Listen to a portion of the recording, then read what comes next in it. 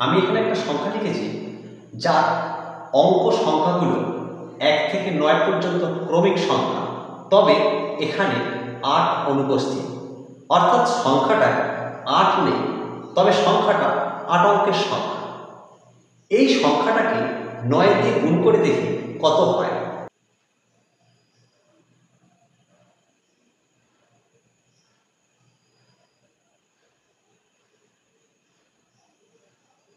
অর্থাৎ গুণফলে 1 9 বার রিপিট হয়ে আসবে। আচ্ছা, কখন এই সংখ্যাটাকে গুণ করলে গুণফল এটা হবে, অর্থাৎ 2 9 বার রিপিট হয়ে আসবে? দেখো, আমরা যদি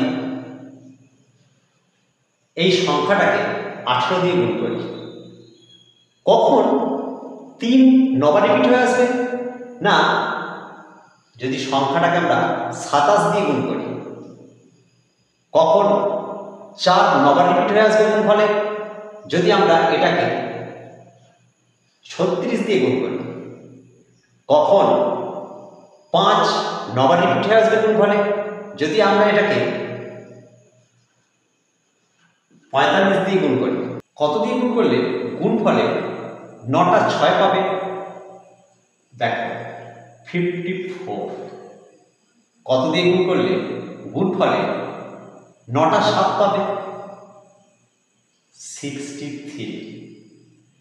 কত দিয়ে গুণ করলে গুণফলে 9টা 8 পাবে? 72।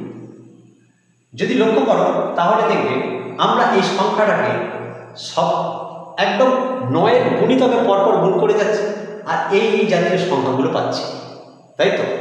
এবার তোমরা বলতে পারবে কি যে এই সংখ্যাটাকে কত দিয়ে গুণ করলে গুণফল হবে 9 অঙ্কের বৃহত্তম সংখ্যা? অর্থাৎ এখানে কত বসবে?